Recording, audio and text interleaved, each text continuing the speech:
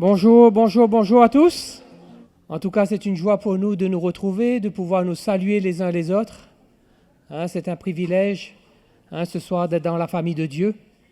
Et en tout cas, on vous souhaite la bienvenue dans ce lieu pour cette deuxième session de séminaire. Et ce soir aussi, nous voulons souhaiter la bienvenue à tous ceux qui nous regardent en ligne sur Internet et ceux qui vont nous regarder dans les jours à venir. Soyez les bienvenus parmi nous, d'être en communion avec nous ce soir. Et réellement, mes frères et sœurs, c'est une grâce d'être dans la maison de Dieu. Amen, mes frères et sœurs.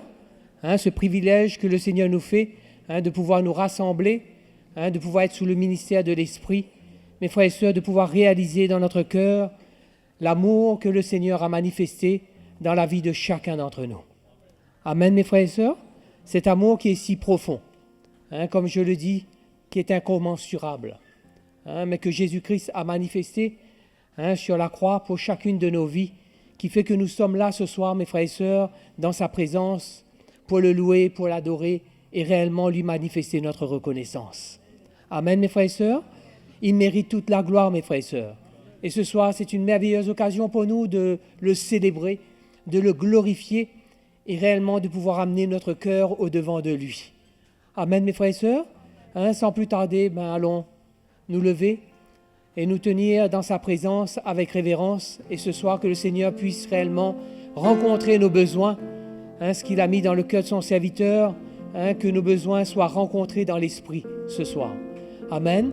Et avec toute cette équipe derrière moi, nous allons le louer, nous allons l'adorer, que ce ne soit pas simplement de nos lèvres, mais l'expression même de notre cœur au-devant de lui. Amen, mes frères et sœurs.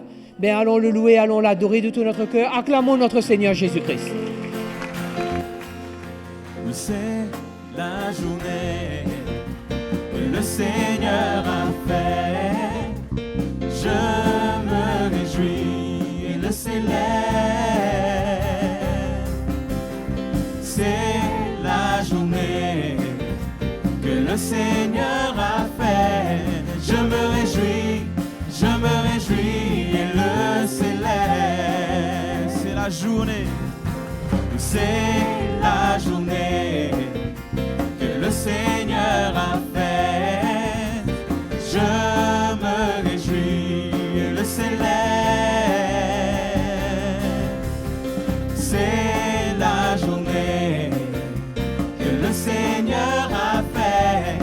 Je me réjouis et le célèbre. Oui, il marche devant moi,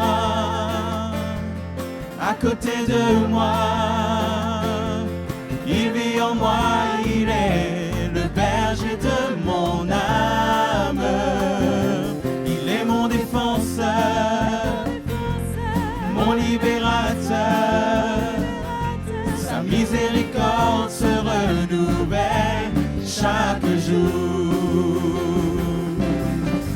C'est la journée que le Seigneur a fait. Je me réjouis et le célèbre. C'est la journée que le Seigneur a fait. Je me réjouis et le célèbre. Il marche devant moi, à côté de moi. Il vit en moi, il est le berger de mon âme. Il est mon défenseur, mon libérateur. Sa miséricorde se renouvelle chaque jour. C'est la journée que le Seigneur a fait. Je me réjouis et le célèbre. C'est la journée que le Seigneur a fait. Je me réjouis et le célèbre. Béni soit le nom du Seigneur, alléluia.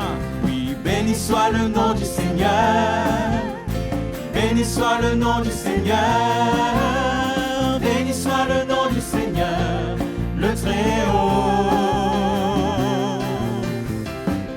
soit le nom du Seigneur. Béni soit le nom du Seigneur. Béni soit le nom du Seigneur, le Très-Haut. Le nom du Seigneur est un refuge où je me réfugie et je suis sauvé. Le nom du Seigneur est un refuge où je me réfugie et je suis sauvé. Béni soit ton nom, Seigneur. Béni soit le nom du Seigneur. Béni soit son nom. Béni soit le nom du Seigneur. Béni soit le nom du Seigneur, le Très-Haut. Béni soit le nom du Seigneur. Béni soit le nom du Seigneur. Béni soit le nom du Seigneur, le Très-Haut. Le nom du Seigneur est un refuge où je me réfugie et je suis sauvé. Le nom du Seigneur est un refuge où je me réfugie et je suis sauvé. Béni soit son nom. Béni soit le nom du Seigneur. Béni soit le nom du Seigneur. Béni soit le nom du Seigneur, le Très-Haut. Alléluia. Béni soit le nom du Seigneur. Béni soit le nom du Seigneur. Béni soit le nom du Seigneur, le Très-Haut. Oui, béni soit le nom du Seigneur, le Très-Haut. Béni soit le nom du Seigneur, le Très-Haut. Nous t'acclamons ce soir, nous te célébrerons, Seigneur. Je célébrerai, je te chanterai avec un chant nouveau. Je te chanterai, te célébrerai avec un chant nouveau. Je te chanterai, je te chanterai, te célébrerai avec un chant nouveau. Je te chanterai, te célébrerai avec un chant nouveau. Et mon cœur se réjouit en toi et mes yeux se fixent sur toi et mes mains se lèvent vers toi. Tout mon être t'adore, Seigneur. Je te chanterai, Jésus. Je te chanterai, te célébrerai avec un chant nouveau. Je te chanterai, te célébrerai avec un chant nouveau. Et mon cœur se réjouit en toi et mes yeux se fixent sur toi et mes mains s'élèvent vers toi. Tout mon être t'adore, Seigneur.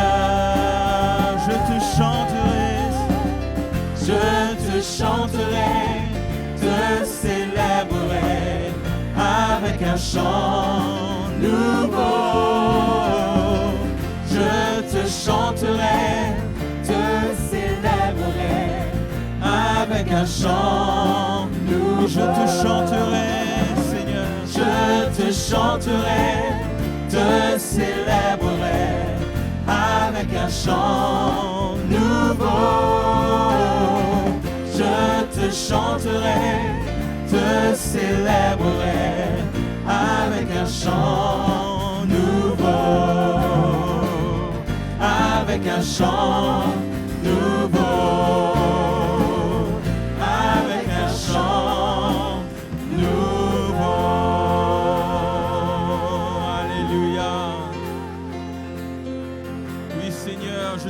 t'exalterai et je te célébrerai, Seigneur.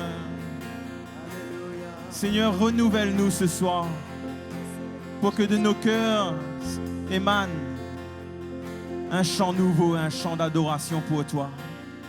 Seigneur, nous voulons te glorifier, nous voulons tout mettre à tes pieds ce soir, nous prosterner devant ta face. Alléluia. Saint, Saint, Saint est le Seigneur. C'est un privilège de t'adorer, Créateur de l'univers.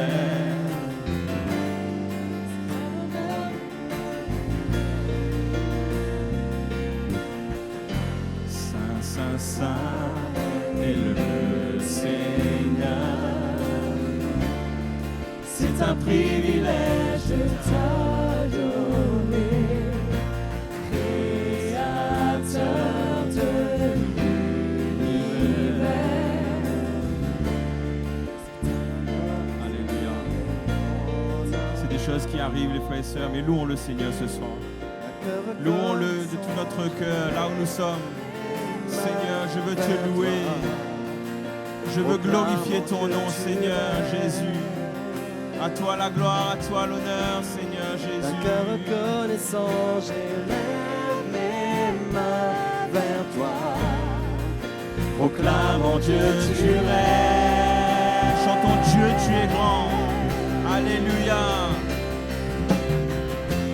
Dieu, tu es grand, digne d'être loué, digne d'être loué. Seigneur, tu règnes, Dieu, tu es grand, digne d'être loué, digne d'être loué. Seigneur, tu règnes. On va chanter Saint, Saint, Saint est le Seigneur. Alléluia. Oui, Saint, Saint, Saint, tu es Seigneur. C'est un privilège de te louer, Créateur de l'univers. C'est un honneur de se tenir à tes pieds. D'un cœur reconnaissant, j'élève mes mains vers toi. Proclamons Dieu, tu règnes. D'un cœur reconnaissant, D'un cœur reconnaissant, j'élève mes mains vers toi. Proclamons Dieu, tu règnes.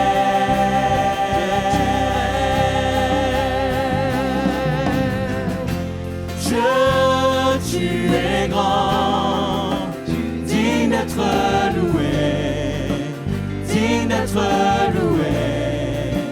Seigneur, tu règnes, Dieu, tu es grand, digne d'être loué, digne d'être loué. Oui, Seigneur, tu règnes, Dieu, tu es grand, digne d'être loué, digne d'être loué. Seigneur, tu règnes, Dieu, tu es grand, digne d'être loué, digne d'être loué. Seigneur, tu règnes, Dieu, tu es grand. digne d'être loué, digne d'être loué. Seigneur, tu règnes, Dieu, tu es grand, digne d'être loué, digne d'être loué. Seigneur, tu règnes. Alléluia. Seigneur, tu règnes. Oh, Seigneur, tu règnes à jamais. Oui, Seigneur, tu règnes. Alléluia. Alléluia. Alléluia. Oui, Seigneur, tu règnes. Sur ton trône de gloire, tu règnes, Seigneur. Alléluia. Oui, Seigneur.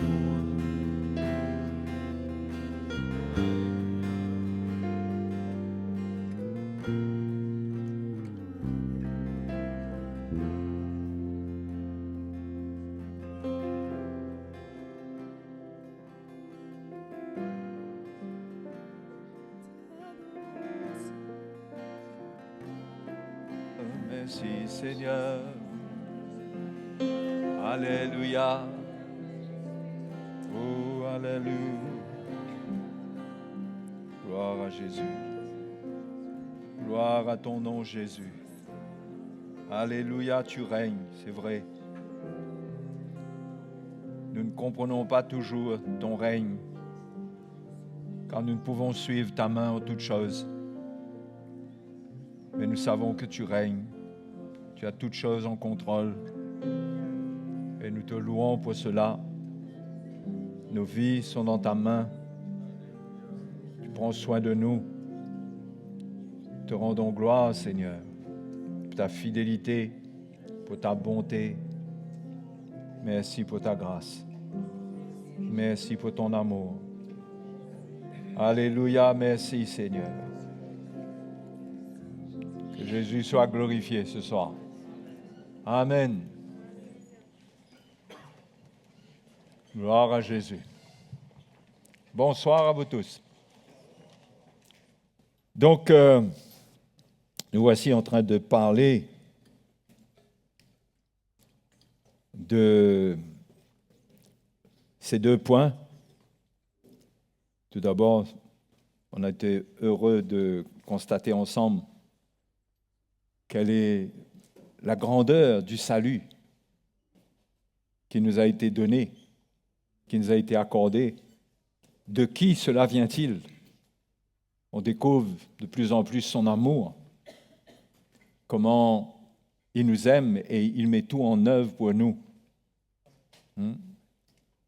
Et nous avons pu voir que les deux gros problèmes de l'homme, malgré la perfection du plan de Dieu, cela, pour chacune de nos vies, l'accomplissement du plan de Dieu dépend d'un état de cœur que nous devons transporter. Premièrement, la repentance.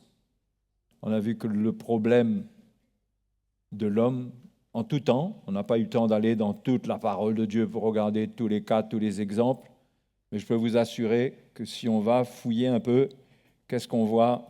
On voit des hommes impénitents qui ne se repentent pas quand Dieu leur parle. On voit des hommes incrédules qui n'acceptent pas de croire dans la parole de Dieu, qui rejettent la parole de Dieu et qui se retrouvent dans des problèmes, non pas parce que Dieu n'a rien préparé, non pas parce que Dieu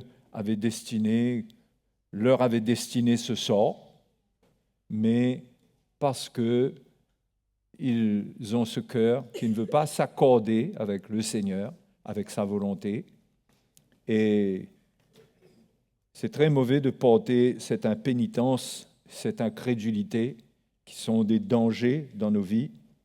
Et nous avons vu l'exemple de Caïn, comment Caïn est l'exemple même, le premier exemple peut-être dans Genèse chapitre 4, où vraiment l'histoire est racontée et nous montre l'état de cœur de Caïn et nous montre aussi le cœur de Dieu pour lui, pour le sauver, pour le sortir du piège dans lequel il allait tomber, ensuite pour le sortir du piège dans lequel il est tombé. Et Dieu a tout mis en œuvre pour Caïn malgré tout. Mais malheureusement, son état de cœur l'a amené à s'éloigner de la face de l'Éternel.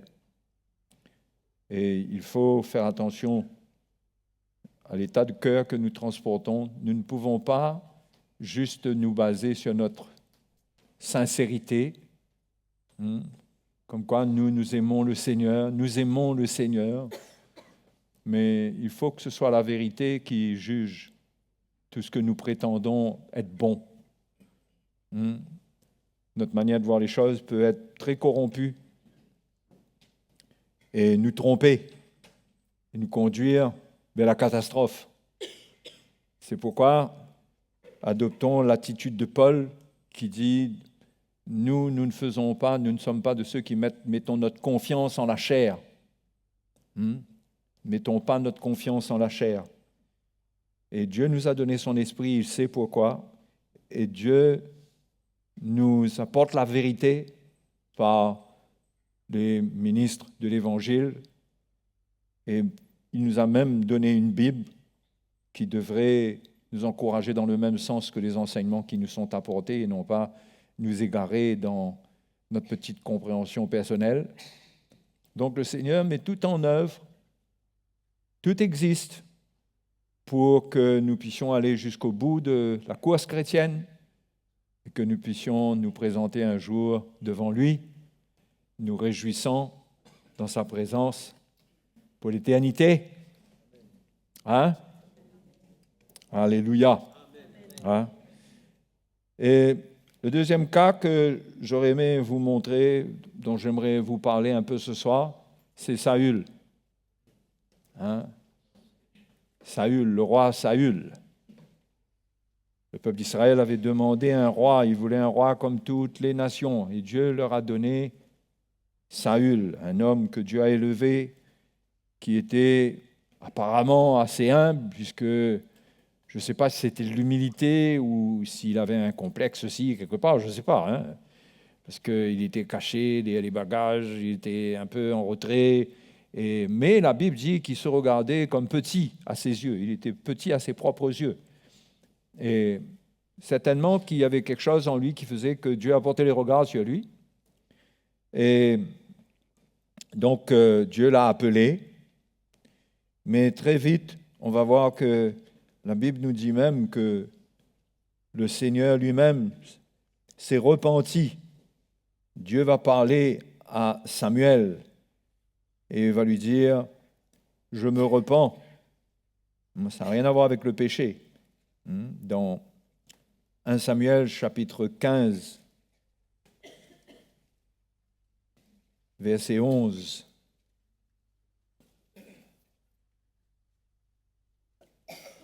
Dieu dit « Je me repens d'avoir établi Saül pour roi, car il se détourne de moi et il n'observe point mes paroles. »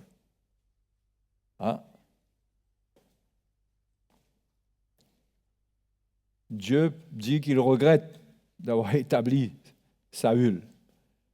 C'est quand même des paroles qui sont lourdes de sens.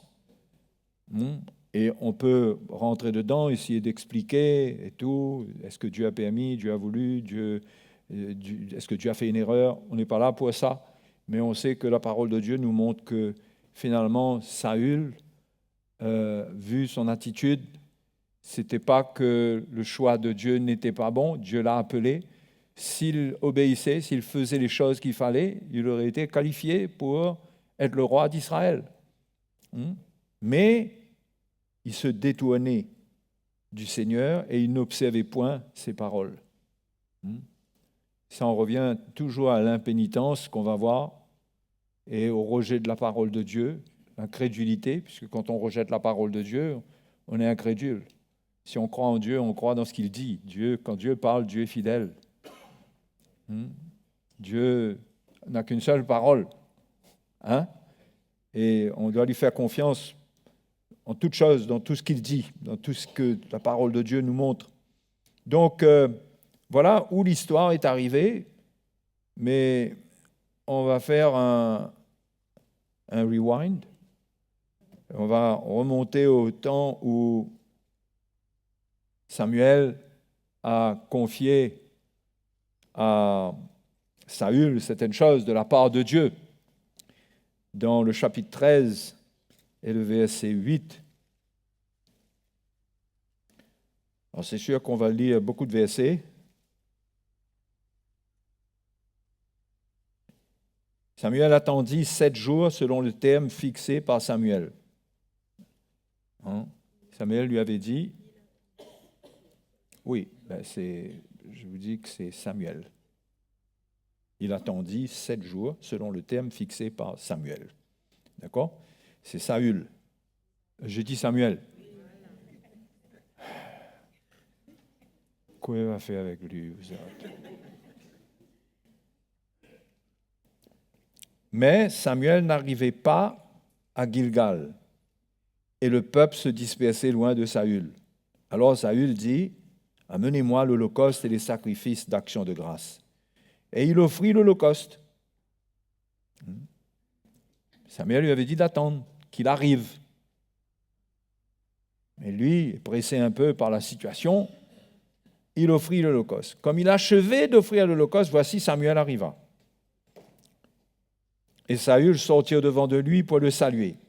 Samuel dit, « Qu'as-tu fait » Saül répondit, « Lorsque j'ai vu que le peuple se dispersait loin de moi, vous remarquerez que c'est toujours le peuple avec Saül. J'ai vu que le peuple se dispersait loin de moi, que tu n'arrivais pas au terme fixé et que les Philistins étaient assemblés à Michmash. Je me suis dit, les Philistins vont descendre contre moi à Gilgal et je n'ai pas imploré l'Éternel. C'est alors que je me suis fait violence et que j'ai offert l'holocauste. Samuel dit à Saül, tu as agi en insensé. Tu n'as pas observé le commandement que l'Éternel, ton Dieu, t'avait donné. L'Éternel t'aurait affermi pour toujours ton règne sur Israël. Et maintenant, ton règne ne durera point. L'Éternel s'est choisi un homme selon son cœur, et l'Éternel l'a destiné à être le chef de son peuple, parce que tu n'as pas observé ce que l'Éternel t'avait commandé. Vous voyez la réaction de Saül? Il n'observe pas la parole du Seigneur, et quand il est pris en flagrant délit, Samuel arrive peut-être en retard, mais il arrive au moment où il est en train de faire ce qu'il ne faut pas. On va voir que Saül est un homme qui a des excuses, qui se justifie toujours, qui ne prend pas ses responsabilités, qui n'arrive pas à s'humilier, que c'est difficile pour lui, et finalement, derrière le visage d'un homme qui était pourtant grand, mais petit à ses propres yeux, il y avait beaucoup d'orgueil. Et la circonstance, lorsqu'il est testé, vient révéler son cœur. Et tout de suite, il parle du peuple qui se dispersait. Remarquez que le problème de l'impénitence, c'est ça, c'est que ça a toujours des excuses valables. On ne regrette pas ce qu'on fait parce qu'on estime qu'on a fait ce qu'on devait faire et on a fait ce qui était le mieux à faire. J'ai peut-être raté, mais j'ai fait ce qui était mieux à faire. Mais il n'y a pas mieux à faire que ce que le Seigneur nous demande de faire. Saül est en train de dire, je ne pouvais pas faire autrement. Je ne pouvais pas faire autrement. Vous savez, je partage ces choses parce que on se retrouve nous-mêmes souvent dans des attitudes comme ça. Où finalement, on vient justifier ce que Dieu condamne. Nous, on met une approbation et on explique bien pourquoi finalement, ce n'est pas si mauvais que ça et qu'il faut accepter que j'en suis arrivé à là, à cause de la circonstance, à cause du peuple, à cause des Philistins, parce que je voulais m'assurer que Dieu a entendu ma prière au travers du sacrifice. Donc, il dit, je me suis fait violence, ce qui veut dire qu'au-dedans de lui, il y avait un élément qui l'arrêtait. Et quand on a l'Évangile dans notre cœur, l'Évangile sera toujours l'élément par l'Esprit pour nous arrêter dans nos élans de folie, qui peuvent paraître, ce qu'on fait, ce qu'on décide, peut paraître bon, mais quel est le témoignage de Dieu dans notre cœur? Et Saül n'a pas eu le feu vert dans sa conscience pour ce qu'il faisait. C'est ce qu'on lit. Quand il dit, c'est alors que je me suis fait violence. C'est-à-dire, il s'est rappelé de ce que Samuel lui avait dit. Il allait offrir cet holocauste alors que Samuel avait dit « Tu m'attendras ». Et il y avait quelque chose en lui qui parlait fortement. Vous savez, les frères, quand l'Évangile prend notre cœur, cet Évangile sera par le Saint-Esprit une sentinelle dans notre cœur. Cette parole reviendra. Cette parole est comme un avertisseur dans notre conscience. Ce que Dieu nous dit, ce que Dieu investit, parce que c'était la parole prophétique à l'époque. Aujourd'hui, on a les ministères en plus du prophète, on a l'apôtre, on a le pasteur, l'évangéliste, l'enseignant. Et la parole de Dieu vient d'une manière qu'elle est investie en nous.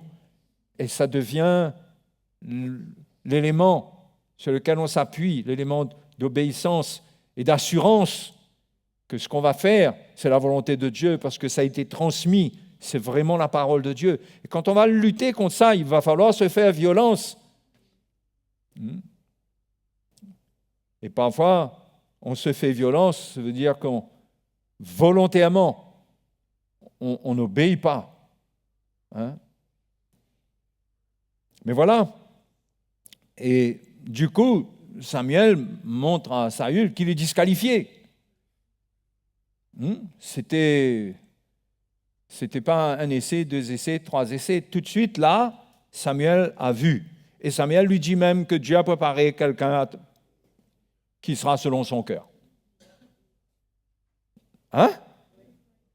Et quand vous regardez, Saül explique son histoire, mais quand Samuel lui annonce quelque part le jugement de Dieu, il n'y a pas une seule parole de regret dans la bouche de Saül pour sa désobéissance. Pas une seule parole. Le verset 15, ça passe au verset 15 directement. Puis Samuel se leva et monta de Gilgal à Gibéa de Benjamin. Saül fit la revue du peuple qui se trouvait avec lui. Il y avait environ 600 hommes. Et il reprend du service comme si de rien n'était, alors qu'il vient d'entendre des choses qui auraient dû briser son cœur.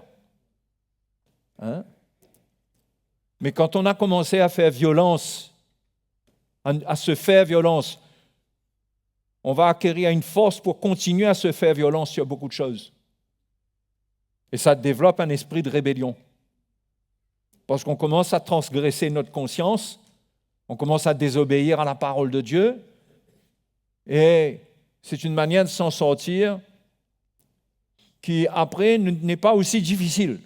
Ça peut devenir un style de vie, et il n'y a plus de repentance qui suit.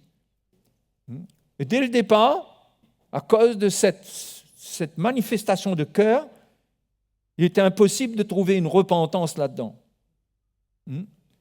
Enfin, il était impossible. On aurait dû quand même trouver, mais Saül ne dit rien.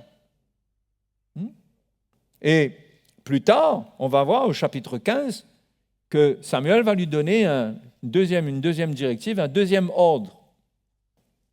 Si vous allez au chapitre 15, verset 1, Samuel dit à Saül, « C'est moi que l'Éternel a envoyé pour t'oindre roi sur son peuple, sur Israël. » Là, Samuel est obligé de lui rappeler à qui il a affaire. Souvent, c'est embêtant. Mais on dirait qu'il fallait que Samuel le rappelle quand même. C'est moi, quelque part, le prophète, c'est moi que Dieu a envoyé. Donc, écoute ce que je vais te dire. Verset 2. Ainsi parle l'Éternel des armées, je me souviens de ce qu'Amalek fit à Israël, lorsqu'il lui ferma le chemin à sa sortie d'Égypte. Va maintenant, frappe Amalek et dévouer par interdit tout ce qui lui appartient. Tu ne l'épargneras point, tu ne l'épargneras point. Et tu feras mourir hommes, femmes, enfants, nourrissons, bœufs et brebis, chameaux et ânes. Parole sacrément crue, dure, difficilement acceptable pour le raisonnement humain, mais c'était en vue du plan que Dieu avait. Dieu avait décidé qu'il fallait que ça soit comme ça pour faire avancer son plan. Et il n'y a pas de part là-dedans pour les émotions, donc il ne faut pas essayer d'analyser et d'avoir un jugement sur ce que Dieu dit. C'était certainement ce qu'il fallait faire à l'époque pour ce qui devait s'établir, ce qui devait venir, pour éliminer les ennemis d'Israël, ceux qui étaient vraiment dangereux, il fallait faire ça. Hein? C'est pourquoi on ne peut pas avec Dieu avoir des raisonnements style mais Dieu est tout-puissant, il peut faire les choses autrement. Hein? Dieu est amour, comment est-ce possible? Comme on l'a entendu pendant la conférence avec le frère Mickey, hein? Dieu a son plan et sa manière. Il est évident qu'aujourd'hui, ce sont des choses que le Seigneur ne va pas demander à personne de faire. Parce que tout cela s'est passé pour établir le peuple d'Israël, pour amener Jésus dans la nation d'Israël. C'était quelque chose de sérieux quand même que ce peuple-là reçoive le Messie. Eh bien, rien ne devait être laissé qui allait troubler ce plan. Donc, certainement, les décisions de Dieu étaient en rapport avec ça. Mais aujourd'hui, on ne peut pas se tourner vers ce modèle. Personne ne doit se retourner là-dedans. OK? Mais c'était comme ça. Et donc, je ferme la parenthèse, Saül reçoit cette directive. Amalek avait fermé la porte, n'avait pas accepté que le peuple d'Israël passe sur son territoire lorsqu'ils étaient sortis d'Égypte, et Dieu s'est vengé. Dieu voulait que Saül aille finir avec Amalek. Okay? C'était comme ça. Et on ne discute pas avec le Seigneur. Hein? Mais il faut comprendre la parole de Dieu. Parce qu'on ne peut pas lire des passages et être seulement dans l'inspiration, on ne comprend pas la parole de Dieu et on peut faire n'importe quoi quand on voit des choses comme ça écrites. Mais on doit rester avec le cœur du Seigneur, avec l'heure actuelle, et comprendre que tout ce qui s'est passé, c'est pour amener le plan parfait de Dieu. Et maintenant, j'obéis au plan parfait du Seigneur, l'Évangile. OK? Et dans l'Évangile, Jésus dit même si quelqu'un te frappe sur une joue, tends-lui l'autre. Bon. Deuxième parenthèse. Et voilà que si on va au verset 7, Saül bâtit Amalek depuis Havila jusqu'à Shur, qui est en face de l'Égypte. Il prit vivant Agag, roi d'Amalek, et il dévoie par interdit tout le peuple en le passant au fil de l'épée. Mais Saül et le peuple épargnèrent Agag et les meilleures brebis, les meilleurs bœufs, les meilleures bêtes de la seconde portée, les agneaux gras et tout ce qu'il y avait de bon. Ils ne voulurent pas le dévouer par interdit et ils dévouèrent seulement tout ce qui était méprisable et chétif. Saül a un plan qui est meilleur que ce que Dieu dit, que ce que Samuel lui a transmis. C'est quand même bête de passer au fil de l'épée, de détruire tout ce troupeau, alors qu'il y a quand même quelque chose dedans qui est bon, qu'on peut garder. Vous voyez, quand les raisonnements humains viennent se mêler à la pensée de Dieu, et qu'il n'y a pas une obéissance qui est claire, on vient avec nos raisonnements, notre appréciation charnelle, émotionnelle, et finalement, on s'associe, on fait des choses qui ne sont pas à faire sous le regard de Dieu, et on s'associe même à des choses auxquelles il ne faut pas s'associer, parce qu'on considère les choses dans le naturel, on déduit, et on tire un plan, et on ne reste pas avec ce que Dieu dit. Ça, c'est la nature humaine.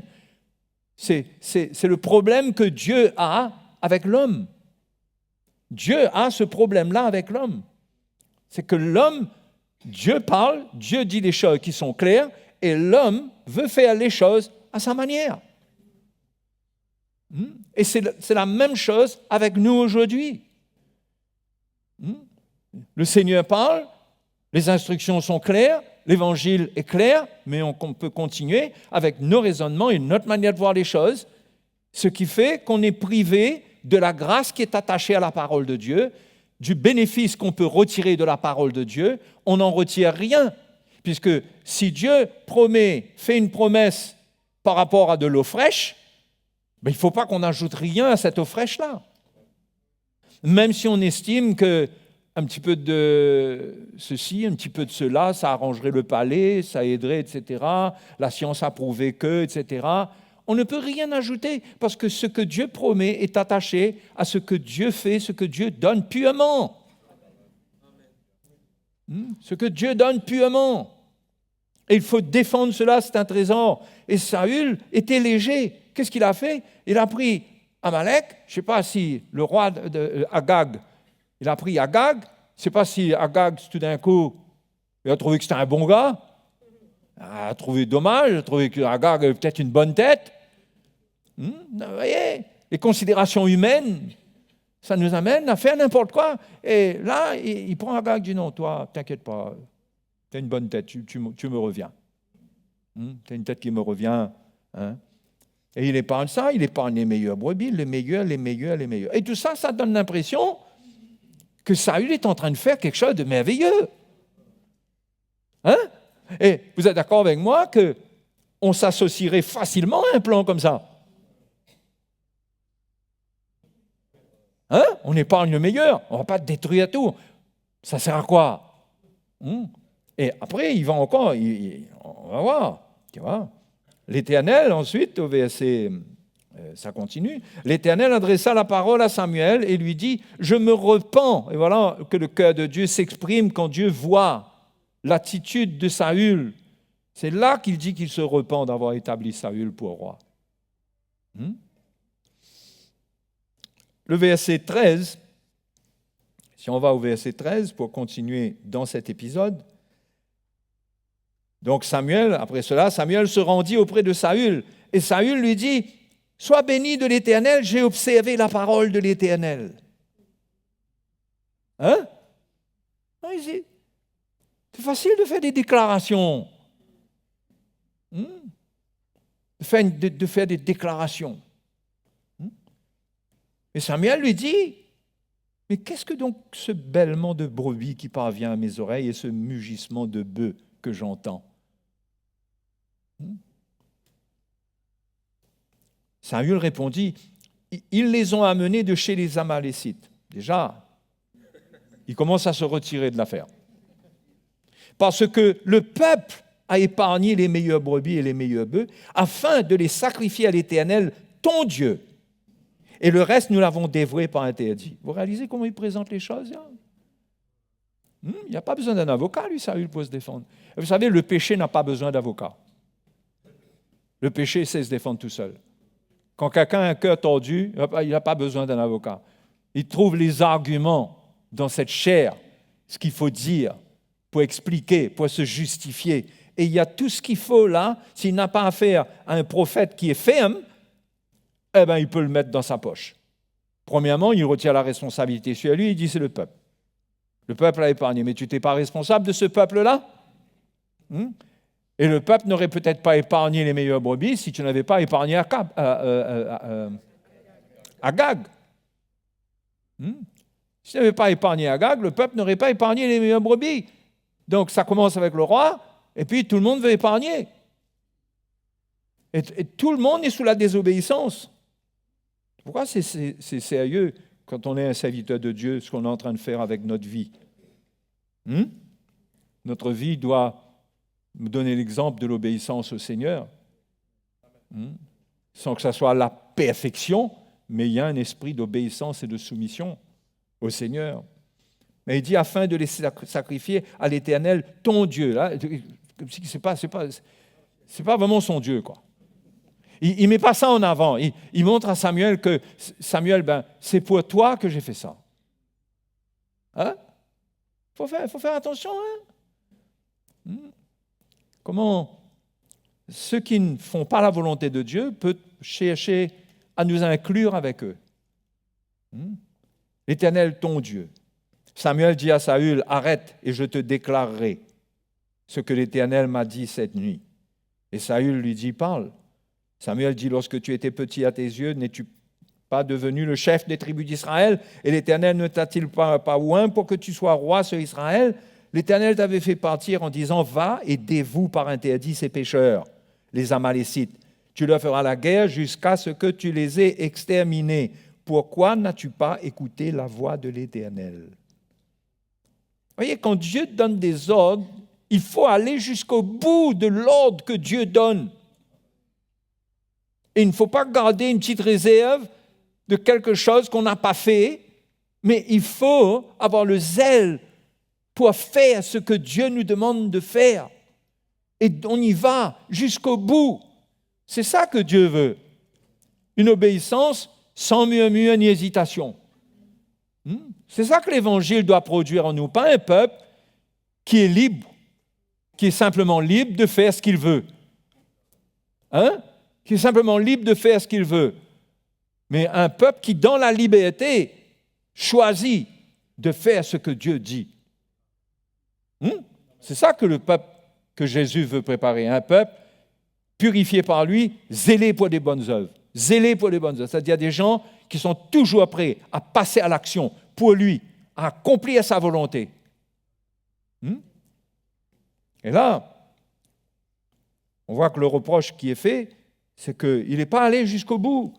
Il a fait un morceau et il n'est pas allé jusqu'au bout. Il n'a pas exterminé toute la bande. Verset 19, Samuel lui dit, « Pourquoi n'as-tu pas écouté la voix de l'Éternel ? Pourquoi t'es-tu jeté sur le butin et as-tu fait ce qui est mal aux yeux de l'Éternel ?» Tu as fait ce qui est mal. Ce n'est pas juste que tu as voulu prendre une décision et que ce n'est pas grave. Tu as fait ce qui est mal. Dieu t'avait donné un ordre précis, un commandement. Il y a une direction, il y a une directive. Et tu as désobéi. Oui, c'est comme ça que de plus en plus la parole de Dieu va nous parler dans les derniers temps. Pas pour nous condamner, mais la parole de Dieu va nous donner des directives claires et ça va devenir tellement dangereux dans les derniers temps. Les temps seront difficiles, qu'on devra être bien radical, bien clair concernant la parole de Dieu. Quand Dieu nous parle, quand Dieu nous sanctifie, quand Dieu nous met à part, qu'on ne se fasse pas violence pour rester sur des terrains, pour rester dans des choses que Dieu condamne, dans le moment où Dieu condamne et l'Esprit de Dieu nous parle. Sauvons-nous. Ne jouons pas avec le feu. Comme la femme de Lot qui s'est retournée. C'est quoi se retourner? Quand elle est sortie de la ville, vous connaissez l'histoire de la femme de Lot à Sodome et Gomorrhe. Elle est sortie avec Lot et l'ange avait dit, surtout, ne vous retournez pas en arrière, ne regardez pas en arrière. C'est un détail. Mais il fallait obéir. Et elle a dû penser, regardez une dernière fois. Où est le problème? Elle est devenue une statue de sel. Le jugement qui a frappé Sodome et Gomorrhe l'a frappé aussi. Quand elle a regardé,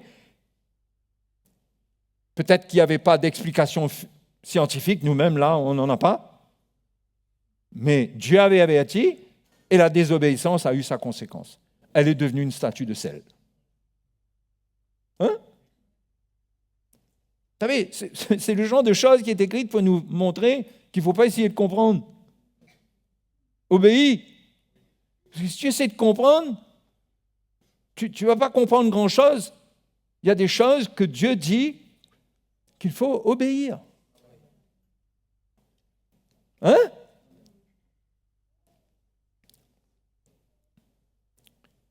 Alors, où en suis-je? Verset 20. Regardez ce que Saül répond à Samuel. J'ai bien écouté la voix de l'Éternel. Là, il fait de la résistance.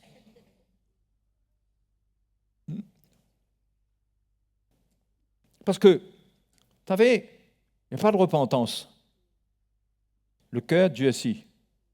Le cœur, le péché, l'iniquité trouve un terrain sur l'endurcissement pour raidir. Et Saül s'enfonce. Il va de mal en pis. Et ça ne peut pas être autrement. Et c'est pourquoi, les frères et sœurs, on ne doit pas s'attarder avec le péché dans notre cœur. Dans notre cœur. On ne doit pas s'attarder. C'est comme si on a avalé un poison. Il faut l'antidote tout de suite. Sinon, tu peux perdre ta vie, non physiquement. Quand on a avalé un poison, on va au centre antipoison, non?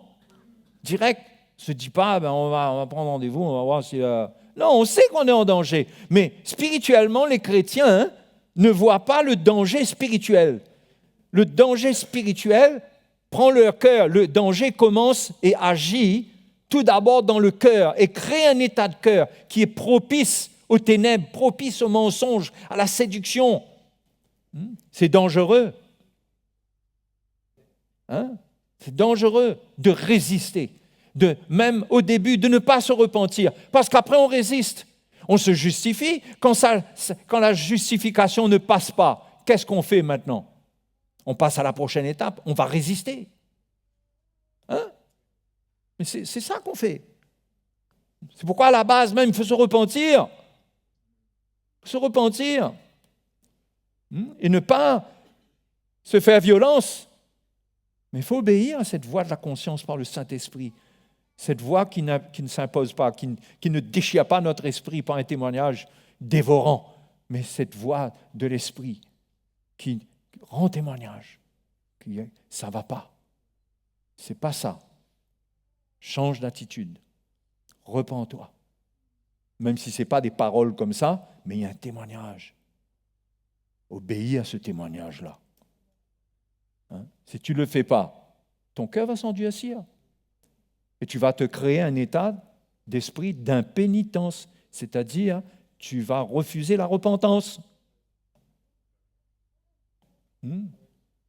Tu vas expliquer. Et il y a tellement d'explications qu'on donne à nos problèmes. Alors là, je vais vous passer ce morceau-là, mais il y en a tellement concernant nous, notre état, ce que l'on est, comment on est. On peut tout justifier, notre paresse, notre colère, notre méchanceté, la parole qu'on a dite, ce qu'on a fait, on peut tout expliquer. C'est le peuple, c'est maman, c'est ma grand-mère, mon grand-père était comme ça, etc., etc. C'est les autres, c'est toujours les autres. Mais ce n'est pas bon. Il faut se repentir quand le péché se manifeste de nous. Nous devons nous repentir et ne pas pointer le doigt vers les autres. Laissons Dieu parler aux autres. Quand c'est nous qui sommes impliqués et que les autres sont impliqués dedans. Donc, j'ai bien écouté la voix de l'Éternel, mais enfin, Samuel, tu ne comprends pas là. Dieu sait, lui, que j'ai bien écouté sa voix. Quelque part, on peut développer dessus. Et j'ai suivi le chemin par lequel m'envoyait l'Éternel. Vous savez combien de gens prennent un chemin, ils croient que c'est Dieu qui les envoie dedans? Et lui, il était convaincu que c'est Dieu qui l'avait envoyé dans ce chemin-là, mais c'était contraire à ce que le prophète lui avait dit. Donc ça ne pouvait pas être, Dieu ne pouvait pas dire une chose et son contraire. La directive était claire.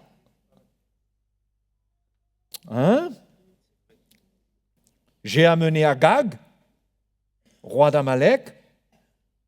Il manque juste un petit développement là, d'ailleurs je vais te le présenter ensuite. Tu vas voir, c'est un bon gars.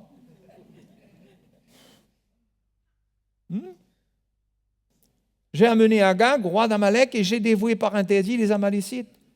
Mais le peuple, encore une fois, a pris sur le butin des brebis et des bœufs. C'est ce que je disais. Il a amené Agag et le peuple a fait une bêtise. Le peuple a continué dans le même esprit que le roi. Et parfois, on ne réalise pas.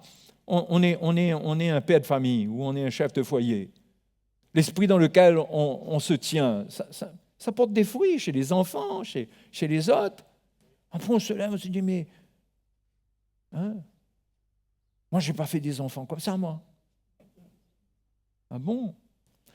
On n'a pas le temps, on n'a pas le registre de tout ce qui s'est passé, tout ce que tu as dit, tout ce que tu as dit. On ne connaît pas l'histoire, mais il est très possible que ça a couaqué pas mal de fois et que ça a transmis quelque chose qui n'est pas bon. Comprenez? Donc il a emmené Agag et le peuple ceci, cela. Obéir au Seigneur, les frères et les sœurs, c'est quelque chose de sérieux, obéir à l'Évangile, obéir à l'Esprit. Donc le peuple a pris sur le butin des brebis et des bœufs comme prémisse à ce qui devait être dévoué afin de les sacrifier à l'Éternel, ton Dieu, à Gilgal. La meilleure excuse, c'est qu'on fait quelque chose pour le Seigneur. C'est pour le Seigneur que j'ai fait ça. Saül, sois rassuré que c'est pour le Seigneur que j'ai fait ça. Ce n'est pas pour moi. Mais ça n'intéresse pas Dieu ce que tu veux faire pour lui qui est contraire à ce qu'il t'a dit. Tu ne vas pas aller voler et amener ça en offrande. Ah, mais c'est pour le Seigneur que j'ai volé. Vous comprenez, c'est l'exemple qui va loin.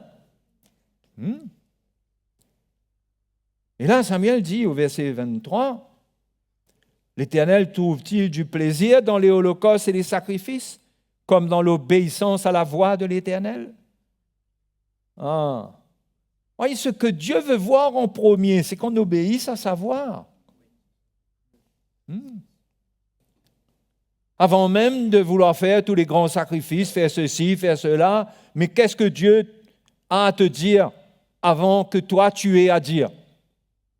Avant que toi tu aies à présenter tes sacrifices, tes holocaustes et tout ça. Dieu t'a dit, qu'est-ce que tu fais avec ce que Dieu dit? C'est ça qui compte pour Dieu. Vous êtes là ce soir? C'est ça qui compte pour Dieu. C'est que tu obéisses à ce qu'il te dit. Ce n'est pas que tu fasses des plans pour lui faire plaisir, mais il n'y a rien qui peut faire plaisir à Dieu comme lui obéir. Il n'y a rien. Donc, l'Éternel trouve-t-il du plaisir dans les holocaustes et les sacrifices comme dans l'obéissance à la voix de l'Éternel? Voici, l'obéissance vaut mieux que les sacrifices. Notez bien ça, les frères et sœurs. L'obéissance vaut mieux que les sacrifices. Parce qu'on peut désobéir à quelque chose que Dieu dit qui est important, et on va faire beaucoup de choses, on ignore ce que Dieu nous a dit et auquel il est important de répondre dans l'obéissance, on ignore cela et on va continuer à faire des choses. Il faut s'assurer qu'à la base, on obéisse au Seigneur. Parce que quand on obéit au Seigneur à la base, ensuite, on a de la force, on a une grâce pour accomplir tout ce que Dieu nous mettra à cœur ensuite, tout ce qui viendra dans notre cœur. Il y aura une grâce dedans. Mais la Bible dit Dieu résiste aux orgueilleux. L'orgueilleux, c'est celui qui n'accepte pas ce que Dieu dit, tout simplement. Celui qui se croit plus intelligent que Dieu. Comme Saül, celui qui croit qu'il a un plan meilleur. Il est plus sage. Il est plus sage de garder les meilleures brebis. Il est plus sage de garder Agag. On ne sait jamais, on peut l'utiliser. C'est plus sage. Mais qu'est-ce qui est plus sage que ce que Dieu dit? Même la croix elle-même, c'est la sagesse de Dieu. L'Épître aux Corinthiens nous dit que la prédication de la croix, c'est la puissance de Dieu, c'est la sagesse de Dieu. Cette mort, c'est la sagesse de Dieu. Mais le raisonnement humain, c'est que, non, on doit sauver un bout. On ne peut pas faire mourir. Vous comprenez là? Mais Dieu dit, il faut faire mourir. Et nous, on veut toujours sauver un bout. C'est pourquoi je dis, il faut aller jusqu'au bout de l'appel que Dieu nous adresse avec cette croix. Et perdre notre vie, et donner notre vie, et relâcher notre vie. Et savoir qu'on est là, qu'on est prêt à obéir. Qu'on ne se cache pas derrière toutes sortes de choses. Parce que c'est ce qu'on passe notre temps à faire. On se cache derrière notre passé, ce qui nous est arrivé, nos blessures. On se cache derrière nos motivations, notre sincérité. On est sincère, soi-disant.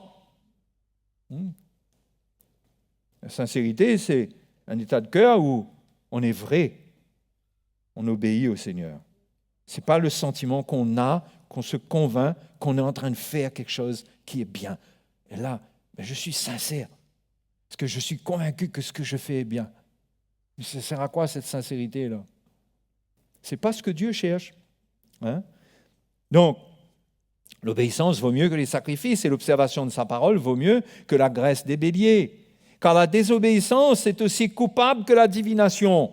Quand tu désobéis, autant dire que c'est aussi coupable que d'aller chercher une directive avec un autre Dieu ou d'aller faire de la sorcellerie. C'est pareil parce que tu n'obéis pas à Dieu. Tu es en train de choisir une autre forme d'obéissance qui est charnelle. Par exemple, Jacques dit que la sagesse d'ici-bas, elle est terrestre, elle est charnelle, elle est diabolique. Vous comprenez? Donc la manière dont Samuel expose le péché, on se dit, waouh, quoi, c'est à ce niveau? C'est comme quand Jésus parle sur le sermon sur la montagne et qu'il y a des choses qu'il dit que le peuple d'Israël pensait qu'il connaissait la loi, que tout était OK. Mais voilà que le Seigneur vient et lui a dit, ouais, il vous a été dit ça. Il vous a été dit, tu ne commettras pas d'adultère. Mais moi, je vous dis que si quelqu'un regarde une femme pour la convoiter, il a déjà commis l'adultère. Waouh! C'est ça le péché? Oui, c'est ça le péché. Et c'est pourquoi il ne faut pas jouer avec la repentance. Parce que tu ne sais pas ce que le péché d'aujourd'hui qui habite en toi peut produire demain matin. Dans la nuit même, ce que le diable peut faire avec ça dans ta vie. En tant qu'enfant de Dieu. Parce que Paul dit, ne donnez pas accès au diable, que le soleil ne se couche pas sur votre colère. Et on ne réalise pas. Et on joue avec le feu. On joue avec le mal. Mais bien sûr, ça ne veut pas dire qu'au moindre écart, on va recevoir un coup de foudre. Non, ce n'est pas ça. Mais attention, qu'on ne se repente pas, qu'on ne réalise pas qu'on a mal fait et qu'on a un cœur qui se repent devant le Seigneur qui est brisé. Dieu veut cette communion-là avec nous. Comment on pourrait avoir une communion avec le Dieu saint sans avoir ce cœur-là brisé? Sinon, ça voudrait dire qu'on veut avoir une communion avec lui en tolérant le mal dans notre vie. Mais Dieu n'a rien à voir avec le mal. C'est pourquoi la communion avec le Seigneur demande qu'il y ait un esprit de repentance. Et si notre cœur durcit, eh bien, il y a de moins en moins de repentance et le mal prend racine dans notre vie et on ne voit plus le danger, on ne voit plus les dégâts qui sont en train de se faire, on ne voit plus qu'on est en train de détruire notre couple, on est en train de détruire notre foyer, on est en train de détruire nos enfants et on finit même par avoir un langage comme si on a raison et tant pis pour eux. Vous comprenez, on finit par être durement légaliste. Parce que le cœur est dur. Mais la communion avec Dieu fait qu'il doit y avoir une repentance. Et quand on a offensé quelqu'un, il doit y avoir une repentance. C'est pas à chaque que quelqu'un dit quelque chose et tu sens que ça t'a un peu... là, à chaque fois, il faut que tu ailles dire, tu sais, tout à l'heure, tu as parlé, mais excuse-moi parce que j'ai eu une mauvaise pensée. C'est pas à chaque fois aller régler, marcher avec un tournevis et être en train de régler en permanence. OK? Mais il y a des choses, si tu sens que ça affecte ta vie et ton cœur, c'est bon que tu exposes les choses, mais il y a des choses qui sont assez graves, qui sont sérieuses, où l'autre subit ton offense. Ça, tu ne peux pas passer dessus. Si tu sens que ça a installé quelque chose qui n'est pas bon, ça, il faut régler. D'accord? Qui a compris ça? Mais entre le Seigneur et nous, on condamne ce qui n'est pas de Dieu, ce qui n'est pas bon. On condamne. Donc, voilà le problème de Saül, c'est que il désobéit et il résiste. Et la résistance, Samuel dit, ne l'est pas moins que l'idolâtrie. Quand tu résistes à la parole de Dieu, c'est aussi coupable que l'idolâtrie. Incroyable, hein? Je ne parle pas d'un esprit de condamnation sur la vie de l'enfant de Dieu, là, mais je parle de la nature même des choses par rapport à la sainteté de Dieu, par rapport à la parole de Dieu, la volonté de Dieu. Quelle est la réalité de cette résistance-là? Comment on peut la peser dans la balance du péché avec d'autres choses? Pareil que l'idolâtrie. Ça va loin, hein? Si on réfléchit. OK? C'est pourquoi c'est sûr que sans la justification, on ne s'en sort pas avec le péché. On ne peut pas s'en sortir. Parce qu'on ne va jamais être parfait, mais là où on doit être parfait, c'est dans notre attitude. Tu ne seras jamais parfait, mais là où tu dois être parfait, c'est dans ton attitude par rapport au péché. Dieu sait que tu ne peux pas être parfait, bien qu'il n'est pas en train de te donner un feu vert pour faire le mal, mais il sait bien que tu ne peux pas être parfait, mais quand le mal vient, ne sois pas impénitent. Ne justifie pas, ne couvre pas, mais brise ton cœur. Parfois ouvertement, parfois silencieusement dans le cœur, on est désolé. On a une prière, on a une repentance. L'Esprit de Dieu habite en nous. Dieu voit notre cœur, mais on ne fait pas comme si rien n'était. C'est pourquoi là, je suis en train de vous parler de ce problème de l'impénitence, le refus de se repentir. Après, on va continuer à lire. Au verset, à la fin, Samuel lui dit, puisque tu as rejeté la parole de l'Éternel, il te rejette aussi comme roi. Okay? Alors Saül dit à Samuel, j'ai péché. Ah, enfin, une confession. Hein? Après avoir passé toutes ces étapes, n'avoir rien dit, avoir s'être justifié, expliqué, et mis tous ses arguments et tout, amener son plan, essayer d'expliquer même. Mais Samuel tient ferme. Samuel continue à confronter le roi. On ne rigole pas avec Samuel. Vous savez, on ne rigole pas avec les hommes spirituels, avec les gens qui sont spirituels. Ils ne vont pas tomber dans notre piège. C'est pourquoi on peut trouver quelqu'un qui se tient d'une manière spirituelle, on peut le trouver dur. Mais on le trouve d'autant dur que nous ne sommes pas vraiment disposés à obéir. Parce que ce qu'on trouve dur, finalement, souvent, c'est notre cœur qui est en train de s'endurcir et qui ne reçoit pas ce qui est spirituel de la part du Seigneur. Donc, ça peut créer des échanges qui sont un peu tendus. Mais soyons disposés. Donc, j'ai péché quand j'ai transgressé l'ordre de l'Éternel et je n'ai pas obéi à tes paroles. Je craignais le peuple et j'ai écouté sa voix. On dirait que c'est un aveu qui est pas mal. Il a fallu passer par les 300 virages de Silaos pour arriver à là. Mais regardez, c'est pas fini. Regardez le verset 25. Maintenant, voilà, il a dit ce qu'il devait dire. Dès qu'il a dit ce qu'il doit dire, il y a maintenant. On est là? Maintenant, Samuel, passons à autre chose. Maintenant. Maintenant, je te prie, pardonne mon péché. Reviens avec moi. Et j'adorerai l'Éternel. Pardonne mon péché, reviens avec moi. Il voulait Samuel avec lui. Ça lui faisait mal de voir qu'il perdait Samuel pour sa cause. Donc, il se dit, ce que Samuel veut là, c'est que je reconnaisse que j'ai péché. Eh bien, je reconnais que j'ai péché. Ben maintenant, c'est fait. Maintenant, je te prie. Pardonne mon péché. OK, c'est-à-dire, allons finir avec ça. Et reviens avec moi. Vous comprenez la manœuvre? C'est toujours de l'impénitence finalement. On croirait qu'il y a eu quelque chose qui a été dit, qui était vrai, mais finalement, il reste encore des choses dans le cœur qui sont impures. Et Samuel ne va pas se laisser faire. Verset 26, Samuel dit à Saül, « Je ne retournerai point avec toi. » Pourtant, il s'est repenti. Mais Samuel connaissait où le gars se tenait, il ressentait le cœur du bonhomme. « Je ne retournerai point avec toi car tu as rejeté la parole de l'Éternel et l'Éternel te rejette afin que tu ne sois plus roi sur Israël. » Parce que ce n'était pas juste qu'il avait transgressé l'ordre de l'Éternel, c'est qu'il avait rejeté. On peut faire une faute, mais quand on rejette, on rentre dans un état qui est plus grave.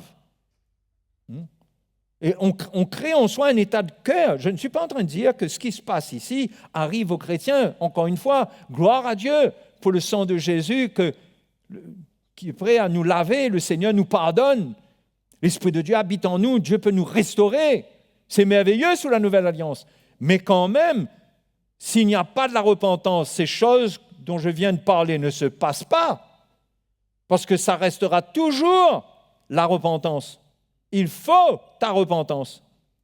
Dieu ne te demande pas de changer ta vie, d'être capable de vaincre tous les péchés et toutes choses, mais quand le mal agit, repens-toi.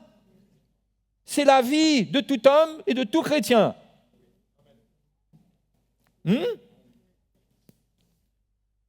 Verset 27, « Et comme Samuel se tournait pour s'en aller, Saül le saisit par le pan de son manteau qui se déchira. » Et comment il voulait s'accrocher, comment il y avait quelque chose de fort, d'émotionnel avec cet homme.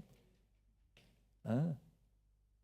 Samuel se retourne, il ne laisse pas Samuel s'en aller, au point qu'il déchire le manteau. Samuel lui dit, « L'Éternel déchire aujourd'hui de dessus toi la royauté d'Israël, et il la donne à un autre qui est meilleur que toi. Celui qui est la force d'Israël ne ment pas et ne se repent point, car il n'est pas un homme pour se repentir. » Saül dit encore, « J'ai péché. » Et on commence. J'ai péché, maintenant je te prie. Et là, maintenant, toute histoire sale commence à bien sortir. Honore-moi en présence des anciens de mon peuple et en présence d'Israël. Reviens avec moi et j'adorerai l'Éternel, ton Dieu. Voilà, finalement. Dans tout ça, ce qu'il ne voulait pas, c'est perdre la position qui lui a été donnée sur le peuple. Et il était prêt à avoir une fausse repentance qui ne va pas tromper Samuel, pour que Samuel se tienne avec lui et l'accompagne devant le peuple et l'honore et dise, c'est OK les gars, hein? Tout est réglé maintenant. Alors que tout n'est pas réglé. Mais Samuel était le prophète de Dieu, il n'était pas prêt de compromettre la parole de Dieu. Et il résiste à Saül. Donc voyez, la repentance, elle doit être profonde. Elle doit être vraie. Ce n'est pas des paroles. Ce n'est pas des petites excuses. Vous savez, dans Actes chapitre 11, au verset 18, les apôtres, quand ils ont écouté le témoignage de Pierre, ils ont compris que Dieu accordait la repentance aux païens. Et ils disent, « Ah, mais Dieu a accordé la repentance aux païens afin qu'ils aient la vie. » Dieu accorde la repentance, ça ne veut pas dire que comme si qu'ils n'ont pas besoin de se repentir, Dieu accorde la repentance, c'est Dieu qui fait... Oui, Dieu ouvre la porte du salut pour eux pour qu'ils se repentent. C'est ça que ça veut dire. Dieu ouvre la porte du salut aux païens pour qu'ils se repentent. Et au travers de la repentance, Dieu donne la vie. Vous réalisez? La repentance doit produire la vie. Quelqu'un qui se repent vraiment, ça doit reproduire, ça doit produire la vie en lui, la paix. Il y a quelque chose quand c'est vrai, quand c'est sincère. Mais Samuel était trop léger. Et on connaît son histoire ensuite, il va continuer et il va être tourmenté par ce péché auquel il s'est accroché au début.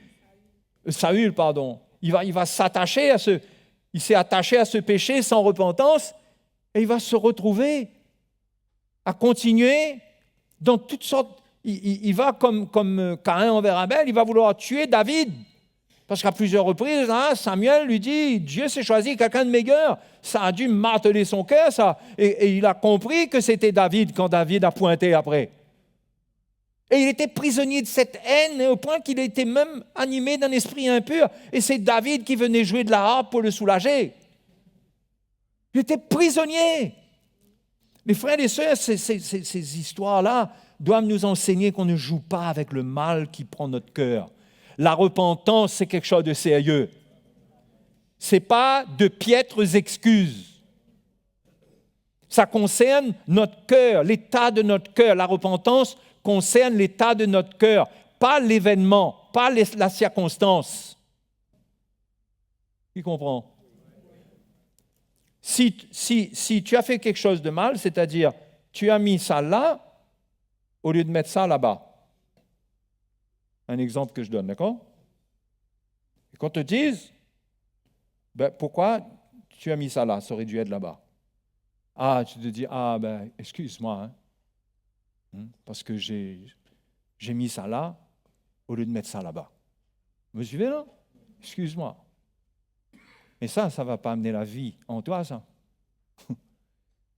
C'est quel état de cœur est en toi qui fait que tu mets ça là, alors qu'il t'a été dit de mettre ça là-bas.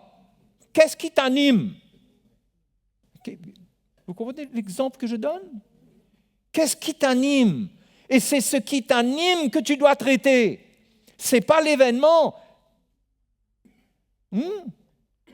Saül aurait été prêt, lui, à régler. Il disait un tas d'histoires et tout. Mais parfois, on a ce genre de repentance qui ne nous permet pas d'avoir la vie, qui ne nous permet pas de retrouver la paix, qui ne permet pas à cet endurcissement-là de se fondre.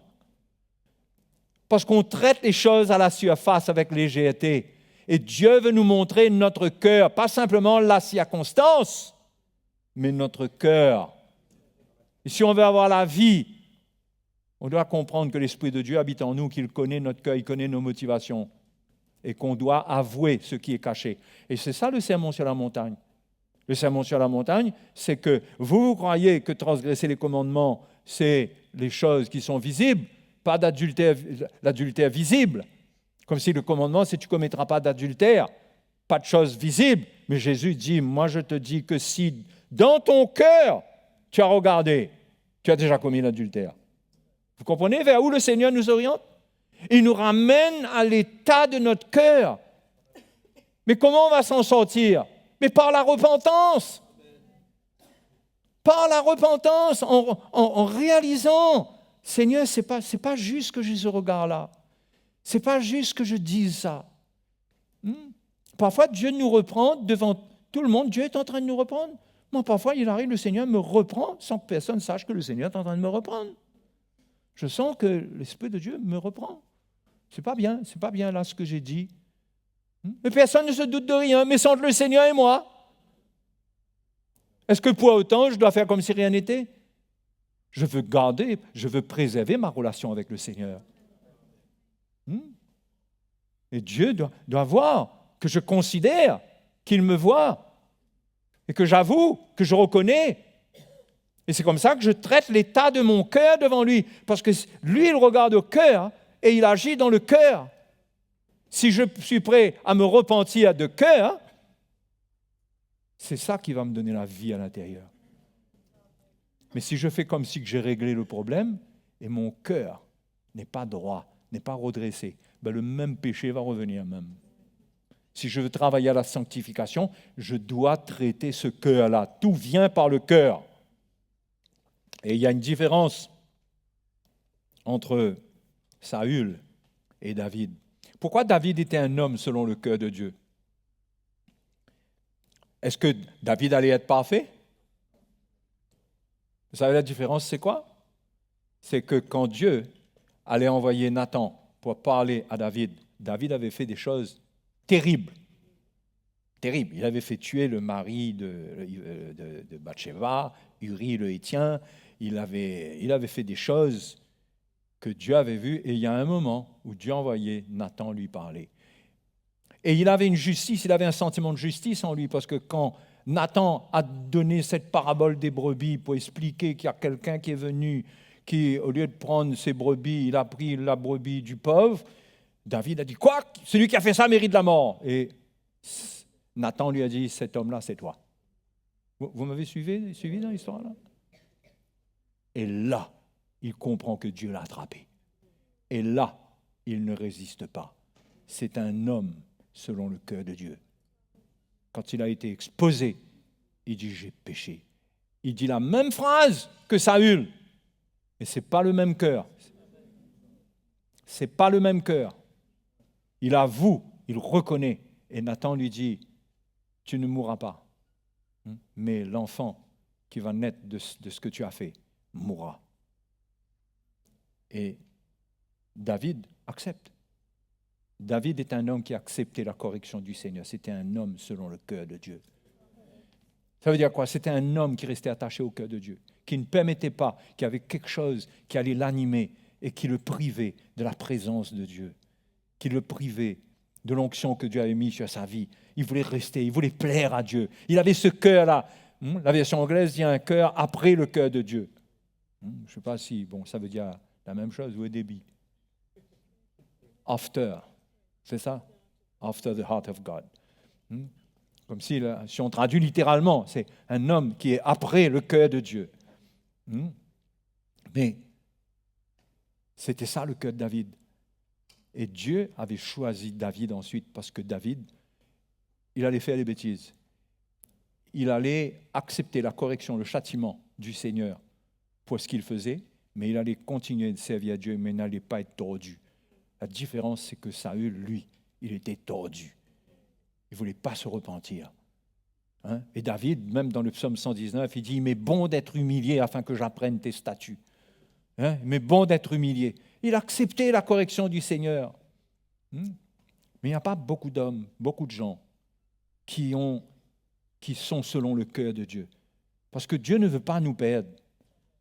Dieu veut qu'on garde la communion avec lui. Mais quelle est notre attitude quand Dieu nous reprend? Que ce soit personnellement, dans le secret, que ce soit quand l'Évangile nous parle, c'est quoi? On se cache derrière quoi? Pour ne pas nous repentir. Qu'est-ce qu'on fait? Les frères, il faut être vrai. Avec le Seigneur, qui sait tout, qui voit tout. Pour garder une communion avec lui, rester dans la lumière. Ce qui s'est passé, c'est pas ça le vrai problème.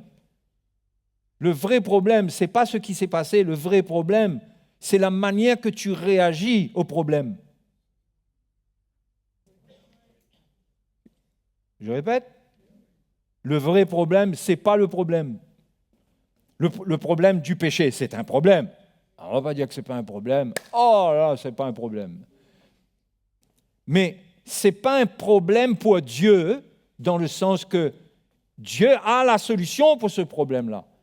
Mais le problème, c'est toi. Est-ce que tu acceptes la solution de Dieu? Est-ce que tu te repens? Tu as une attitude de cœur pour t'humilier et accepter ce que Dieu te dit. Le problème peut venir de ton impénitence ou de ton incrédulité. Le problème lui-même, ce n'est pas ce qui s'est passé. Ce qui s'est passé, s'il y a de la repentance, ça se règle. Ça se règle. Et c'est pourquoi que ce soit se repentir, pardonner, c'est des choses qu'il ne faut pas jouer avec ces choses-là, ne pas pardonner, garder un cœur mauvais. Les frères. Et David était cet homme selon le cœur de Dieu. Dieu l'a choisi par rapport à Saül. Un grand contraste entre les deux. Et pourtant, Dieu ne va pas envoyer le jugement sur Saül et mettre David à la place.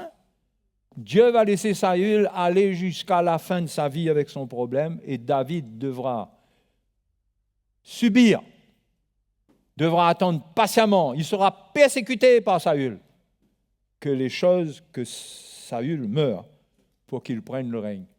Ne croyez pas que le Seigneur règle les choses comme ça, là, mathématiquement, il fait les choses là, les affaires sont réglées, finies par-ci, par-là. Non, c'est pas toujours comme ça.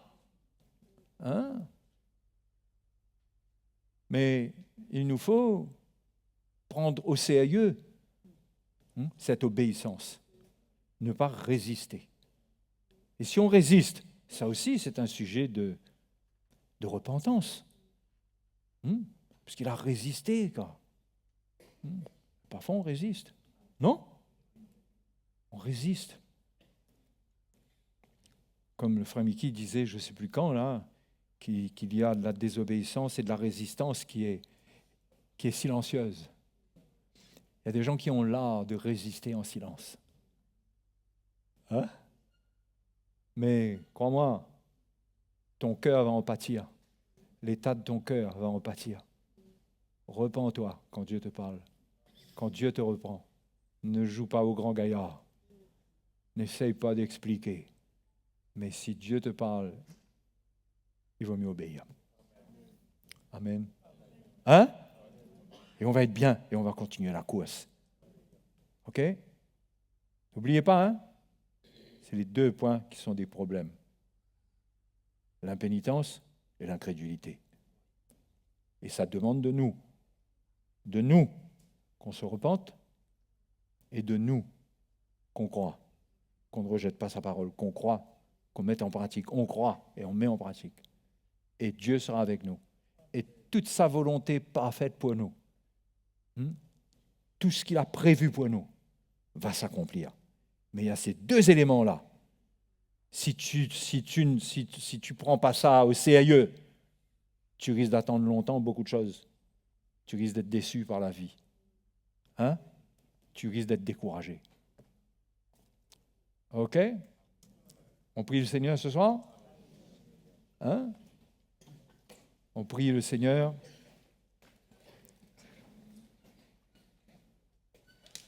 S'il y a de la résistance jusqu'à maintenant dans nos cœurs,